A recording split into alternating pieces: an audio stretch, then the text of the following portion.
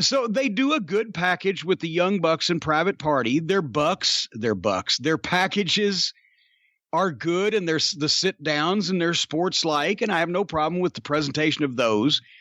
I did note that the Bucks have incredibly slappable faces, just smirky, and that Private Party apparently could not say suey if the Hogs had him, because this was a pre-taped package edited together, and I still got no fucking verbal charisma from either one of them. But they start with this fucking match. Should I go through the notes and what I thought was going to be really good before I got really disappointed with it right at the end? Yes, but can I ask you a question? Because I watched a match, and I'm going to guess I had very different thoughts than you about the match. But was that moment you talked about where, everything changed for you, was it after the 450 splash? Boom goes the dynamite. Okay. And I'm going to tell everybody why. I don't know whether the Young Bucks are just really dumb or whether they're really smart and they did this on purpose. It could go either way. They could have done this by accident or they could have done it on purpose. I'll explain why. The match, Private Party has energy. The outfits are fucking terrible. It's the first part of the match. They started wrestling. They broke into some video game shit. Then they slowed it down again. Then Mark Queen did 18 different dives in a row from one side of the ring to the other in a great 450 splash, which was fucking, incredible. But it just so much from one side to the other and back and forth. It just makes it so in the first match of the show, everybody's going to fucking dive. We've established that. So he did it better than everybody's going to in the first match. Anyway, I wrote this guy is special. If you put him in a developmental program like NXT or especially like an OVW and then brought him in with a cool gimmick instead of what's supposed to be a hip gimmick. And if he was the only one being allowed to do this shit, a la Tiger Mask or his opponents in early 80s New Japan, you could make him one of the biggest stars in the business even if he never spoke. But he's still standing out, but I'll explain more about why he's getting lost. The Bucks are working as heels, but the people are cheering their shit.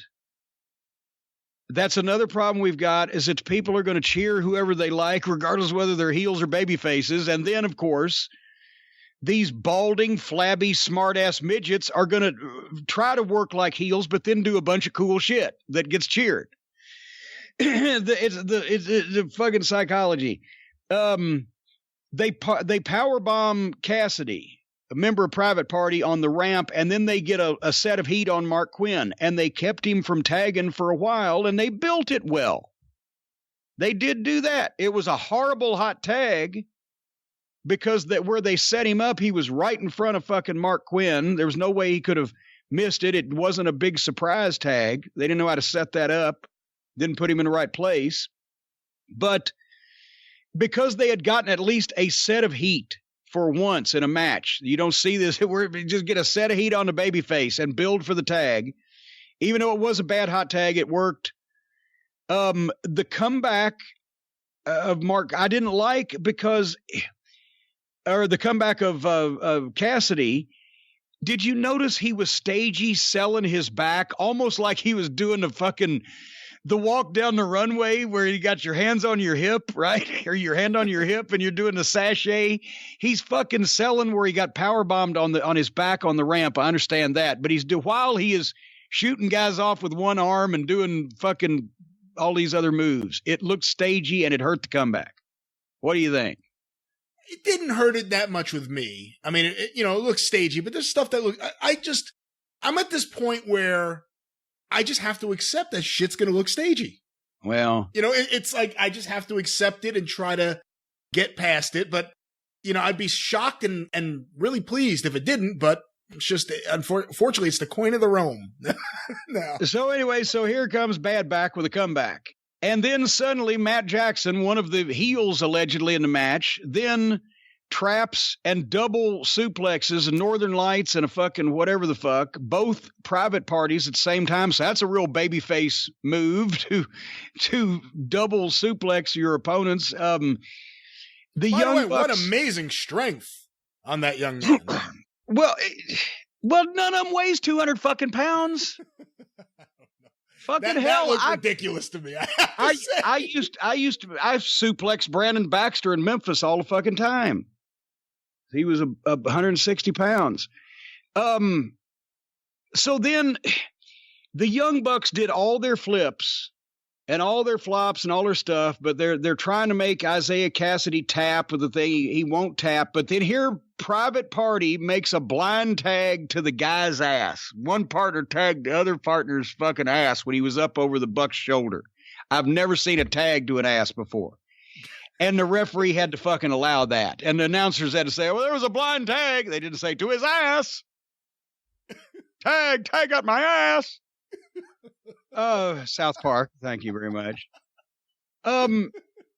So basically, here's what they did. Here's the bottom line of this whole thing. Some people are going to say, oh, how great it was for the Young Bucks to put over this young team and give them the win and help them become stars. And what they did was actually the reverse. They hindered them, whether they meant to or not. That's why I say it's 50-50 either way, whether they just did this because they were stupid or whether they did it on purpose. And you don't know where I'm going with this, but I invite you, Brian Last, along with all the other fans, go back and watch that match with this in mind. After all that stuff they had done, then suddenly the Bucks are going to set something up, but Private Party comes out and they do that double team to fucking Nick, where Quinn jumps up to the top and Hurricane Rana's Nick Jackson off the top rope, and he flies right into a flying diamond cutter RKO, whatever they're calling it this year, by Cassidy, and planted, and it looked fantastic, and planted Nick Jackson, and he rolled out to the floor, and then Mark Quinn goes and does a shooting star press off the other turnbuckle onto Matt Jackson that gets 3 feet higher than anybody doing that, and just has the grace, because he's got the special athleticism, this guy, to where he gets a foot or two higher, or he gets a bit more second or two hang time, or he just looks more graceful. This is what separates a guy like this from everybody else just flipping. If you're going to flip, do it better than everybody, right? So he hits that fucking shooting star press, boom! And the people blow, and 1, 2, they're counting with it, and Matt Jackson kicks out. And then what happens? Well, then Mark Quinn pummels Matt Jackson about 15 times with punches to get him standing up in the right place and goes for a fucking move. But when he does, Matt Jackson ducks or whatever the fuck and spins Mark Quinn up in a tombstone position like for their Meltzer driver. So now he's picked the guy up and he's holding him upside down literally less than 15 seconds after he just got that fucking shooting star press landed on him. And Nick Jackson, who was rolled out of the ring from that double team move that he suffered, suddenly jumps back up on the apron to do the flip over the top so that they can do the Meltzer driver, when just in the nick of time, here comes Quinn's partner Cassidy off the floor long enough to fucking jerk Nick Jackson off the ring apron, which allows Mark Quinn to roll Matt Jackson up in the middle of the ring. 1, 2, 3. And that gets a big pop. But here's what they did. If they had ended with the Hurricane Rana into the RKO and the shooting star press, the babies would have gone in the air. The fucking place would have blown sky high. You would have had new stars in your tag team division. Private Party would have beaten the Young Bucks. It wouldn't have hurt the Young Bucks a bit, but it would have fucking got Private Party over.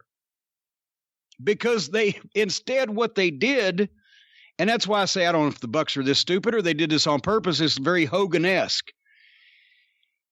They went from putting Private Party over and making a new tag team star to each of Private Party the Private Party gave their best 2 moves of the entire match to each of the Jacksons. The fucking Hurricane Rana RKO to Nick and the fucking incredible shooting star to Matt. Matt kicks out of the incredible shooting star and is back up and manhandling the guy that gave it to him 10 seconds later.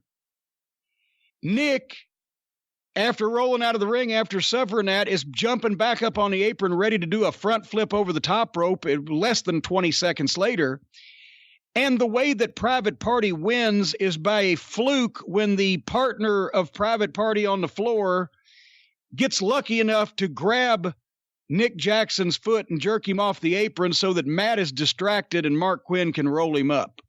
A fluke finish. We beat the Young Bucks, but we didn't beat them flat.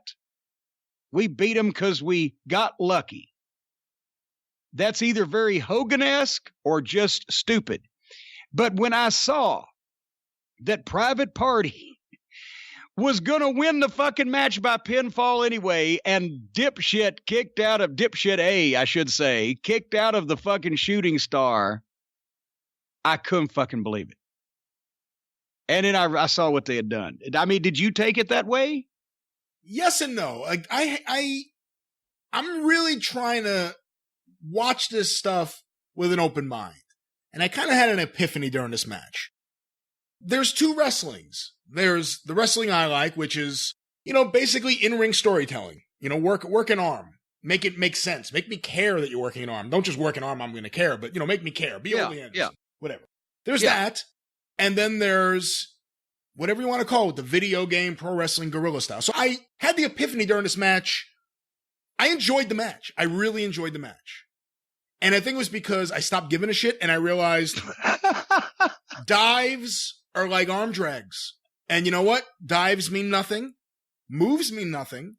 Everyone has unlimited power that comes back at any time. The move you win with may mean something. And then there may be little Easter eggs from other matches thrown in between. But it's all about the near fall. Hit everything nonstop, go crazy, but it's about the near fall. And I ended up enjoying it.